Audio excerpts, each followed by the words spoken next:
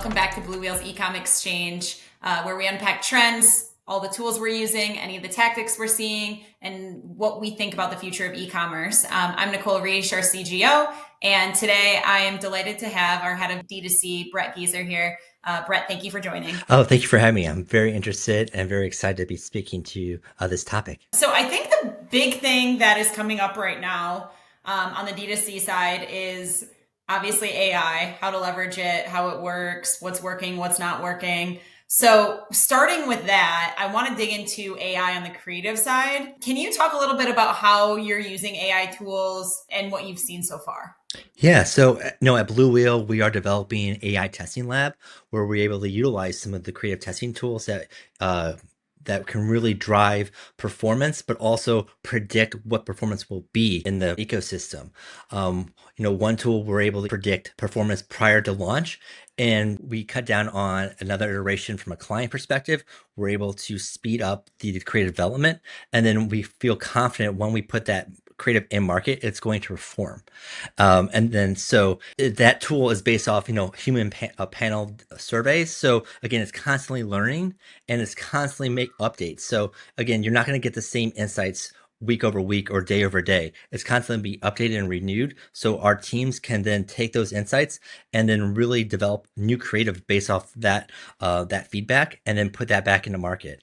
Additionally, we're utilizing another tool. Once the creative is in market, it's able to predict, okay, what is the best combination of creative, text, image that we understand that can provide even greater efficiency conversions from the next launch. So again, we can take that information, put it back into a new tool, and then again, we're always testing and iterating new approaches to the creative to drive, at the end of the day, greater performance. Got it. Okay. So if we go like old school for a second, basically when it comes to creative, you put it into the campaigns, you have to let it learn, takes a bit to analyze it. Then you take those insights, put them back to the creative team, they edit the creative, and then you kind of run the cycle all over again. And in the scenario you're talking about, it's like we're using AI before we even get it to market. It's telling us kind of what to expect, what's working, what should work or what shouldn't work. Yeah. We make the tweaks, put it in there. And then even after that, the insights are much faster too.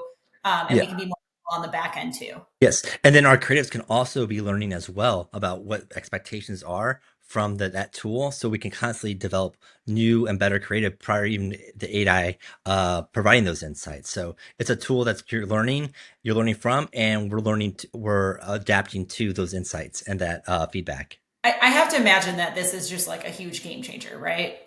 Oh my gosh, it saves so much time from going Yeah. back and forth with client iterations, going back and forth from a test and learn philosophy from an A/B standpoint, where again we can really ensure that whatever we're putting to market is going to perform really well. And again, we can cut down on that test and learn strategy, or just a test and learning phase where sometimes it can be 4 to 6 weeks. We cut that down to like a week or two and have really strong performance right off the bat. I really like it because it seems like you can quantify it up front versus having to wait, right? So like when new creative comes out, it's easy to make decisions off of feel, right? Where with the Yes. AI tool, the data is the data. Now we can question whether we trust the data or the confidence in that, right? For sure. But it's not a conversation back and forth with certain creative teams to say, well, I like this. And on the paid media side, it's like, yeah, that's nice, but it doesn't convert. So it kind of streamlines even the conversations on how to make decisions. Correct. Yes. Decision making is faster, easier, and obviously the proof's in the pudding from the performance angle. So shifting gears a little bit away from the creative side and maybe leaning more into like the actual media buying, how have things changed, evolved with AI in that front? I mean, every media partner we're utilizing has AI tools, and from bid optimizations to creative recommendations. And we take advantage of those tools and they perform really well, but there needs to be some type of human oversight, insight. And that's where our experience comes into play, where we understand what tools we should be utilizing and what levers we should be utilizing with the AI technology available to us. And then again, making sure that when we're QAing, things are going to market really, really smoothly and it's Perfect. Let me give you an example. In speaking with a luxury brand, they told me a story about their own experience and how AI pulled a completely off-brand imagery, featuring basically microwaving cats, and that is a prime example of why both machine learning and human judgment are necessary. We cannot just rely on AI machine learning to, again, provide that set and forget experience with optimizations. We need to have that control and that QA to ensure that whatever goes into market is right on brand approach, and as we know it's going to drive strong performance.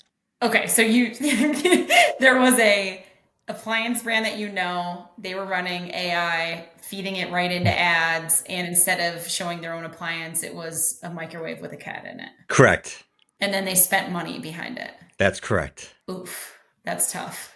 Yes. The last thing I really want to talk to you, Brett, about is just overall platform evolution on these media sites. So, you mentioned on a separate conversation last week about mid or upper funnel or full funnel being kind of like all last click, and all kind of having the ability to be all conversion driven. So, can you talk a little bit more about why you think that is and how the platforms have changed? Yes. So the platform technology has changed over the past year to 5 years or 10 years from the very beginning where I started over almost 20 years ago to this today.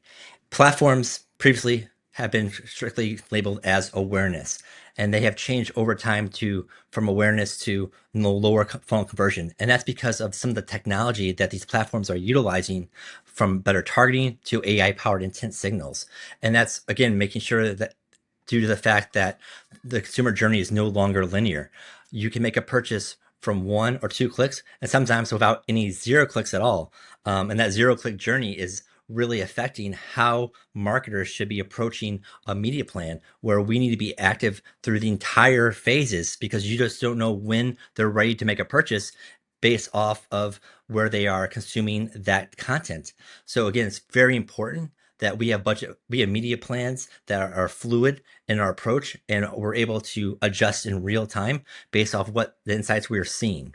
Got it. So, as an example, like if you're thinking about streaming TV with even Amazon DSP, I what's getting really hot right now is the QR codes that are on the screen, right? So, typically, streaming TV would be very much an upper awareness play, but to your point, they could see an ad, scan the QR code, and then purchase, and now you've got a conversion attributed to what has been historically an awareness campaign. Is Yeah, that a good example? yeah, that's a great example.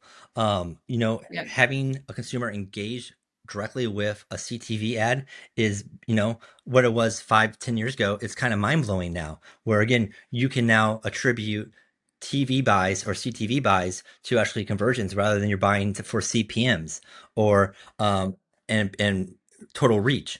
Again, that's really important, where now these channels are focusing on sales rather than focusing on awareness.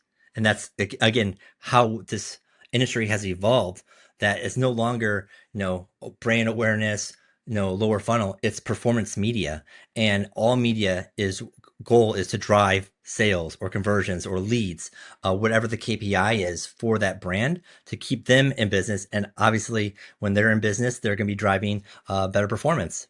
Yeah, I think it's interesting to see how the brands are also evolving on their end to support the basically nonlinear customer journey. So, for example, typically you had those marketing teams separate, right? Like you'd have maybe a sales team or an ecom team in charge of consideration and lower funnel, and then you'd have a separate team in charge of awareness, and you weren't able to connect the dots easily. Now that you connect those dots pretty well, it makes those integrated marketing plans even more important, because the insights can complement each other and you can actually see the customer at different stages. I know that it's the case for Amazon Marketing Cloud, right? And the importance of tying basically every level together.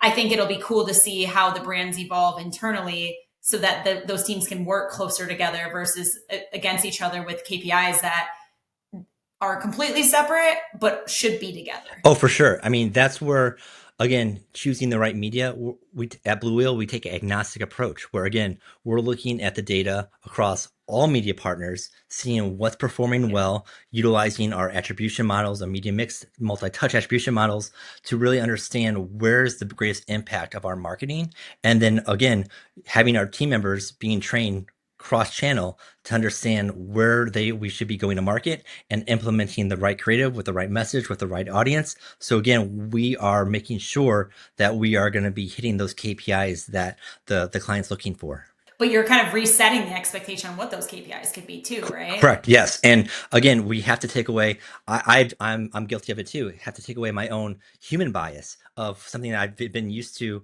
in my past experience. Where no, this is upper funnel. This is display. This is not going to drive any sales, and we need to put that money into paid social or paid search. Now it's like, okay, let's look at the data. Let's see what it's telling us. It can't be, we can't have our previous biases affect our future performance. And I think that's how we're evolving as well as marketers as well. Brett, you mentioned an interesting point there that comes up a lot around brands asking how to decide which display platforms they should be using. A lot of the retailers right now, especially when they have a digital presence, are coming out with their own search, their own DSP. How do you think about which ones to use by each brand? Yeah, so there is a lot of DSPs in market with their own unique capabilities, but utilizing the same inventory.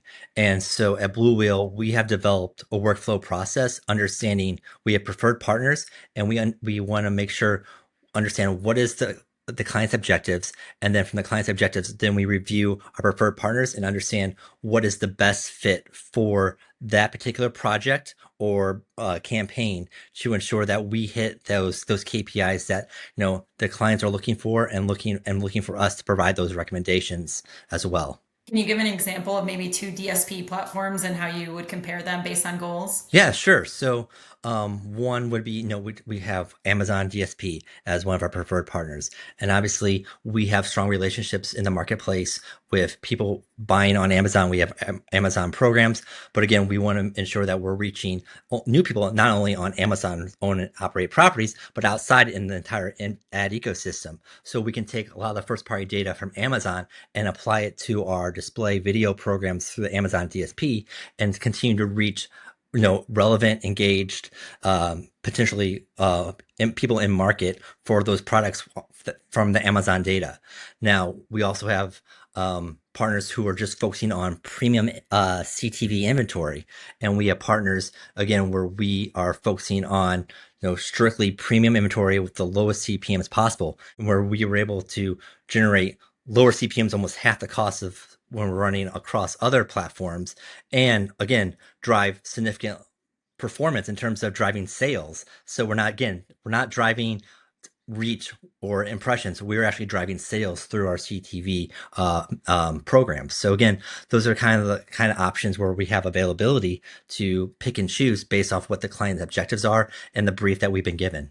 Got it. Cool. That makes a lot of sense. Well, Brett, I know everything's changing very quickly, so I really appreciate the insights. And I would not be surprised if even like in another month or two, we have to have this conversation again with other new things Yeah. that are coming out on the market. No, thank you so much for having me.